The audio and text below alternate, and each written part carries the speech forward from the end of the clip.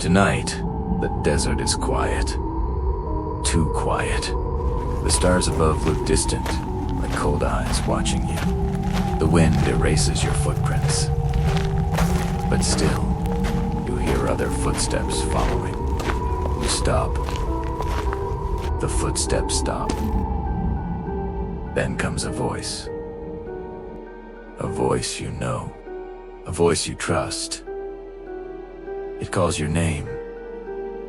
Your heart wants to answer. But something inside screams, don't. Because what you hear, he's not human. It is the ghoul. The creature that doesn't just kill you.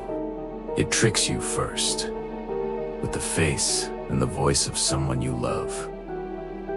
If you dare to walk with us tonight, subscribe now, because our journey into the dark has only just begun. The ghoul is one of the oldest monsters in Arab folklore. Centuries before Islam, poets spoke of creatures lurking in the wilderness, leading travelers astray, feeding on their fear, and sometimes on their flesh. The pre-Islamic poet Tabata Sharoun claimed he fought a ghoul himself. He described it as half-human, half-beast, attacking him under the cover of night. But instead of running, he drew his sword and killed it. For the Arabs, the ghoul was not just a monster. It was a test of courage.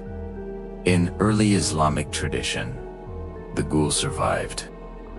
It was a deceiver, a shapeshifter. But it was said, with faith, with the remembrance of God, you could drive it away.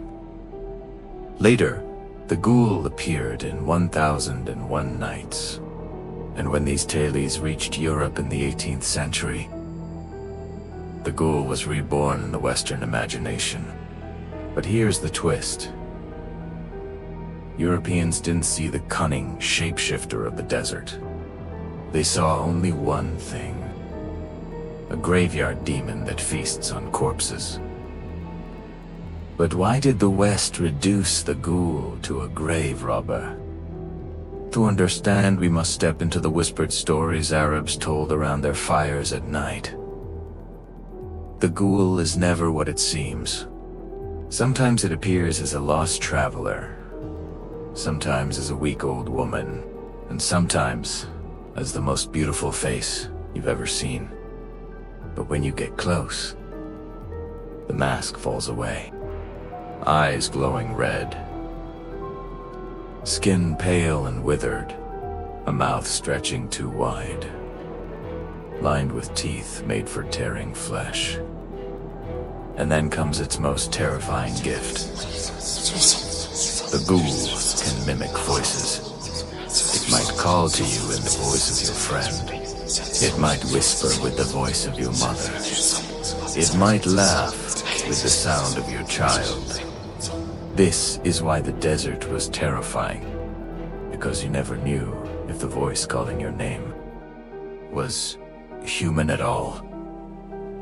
Across the Arab world, descriptions varied. In Arabia, the ghoul was often female. Ogula, a seductress who lured men to their death. In North Africa, it was said to have donkey-s legs and a hyena-s laugh. In the Levant and Iraq, it blended with vampire legends, drinking blood as well as devouring flesh. Now that we know how the ghoul hides itself, it's time to hear the stories that kept desert travelers awake at night. People didn't define the ghoul with words. They defined it with stories, and every story was a warning carved in fear. The lost traveler. A man separated from his caravan, thirst burning his throat. Night growing colder. From afar, he sees a stranger waving. Hope fills him, he thinks he is saved. But with every step closer, The stranger's face begins to warp. A smile becomes fangs.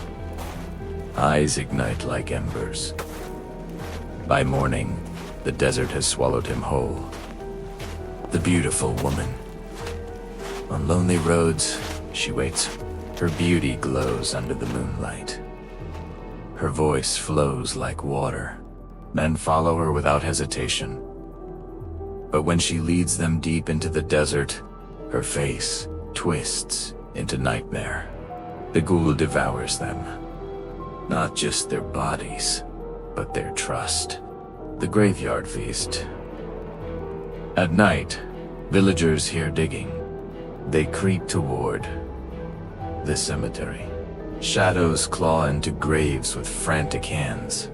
The sound of bones cracking and flesh tearing fills the air. This image, above all, is what crossed into Europe and gave the West its graveyard ghoul. But here's the chilling truth. The ghoul was never alone. In faraway lands, cultures that never met the Arabs invented monsters that looked disturbingly similar. In Greece, there was Lamia, a woman who devoured children in the night. In North America, the Wendigo, born from starvation, a spirit that turned humans into cannibals. In India, the Rakshasa, demons who are human disguises. And in Japan, the Oni, giant demons that punish the sinful. Different continents, different worlds, but the monsters, strangely alike. Why? Is it coincidence? Or did all these cultures glimpse the same truth? A predator hiding in the shadows, and give it different names. And when the ghoul entered Western imagination, it transformed yet again to something darker, stranger, and closer to the monsters we know today. With 1001 Nights, the ghoul crept into Western literature. In Vathek, by William Beckford, it became a corpse eater in graveyards. In the Tales of Edgar Allan Poe, the ghoul whispered as a symbol of decay and death.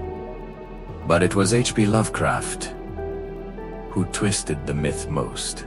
He turned ghouls into underground creatures, pale and hideous, feeding on corpses in endless tunnels, half human, half beast, living in secret societies beneath the earth. From there, the ghoul seeped into modern culture. In Dungeons and Dragons, a monster that paralyzes its prey.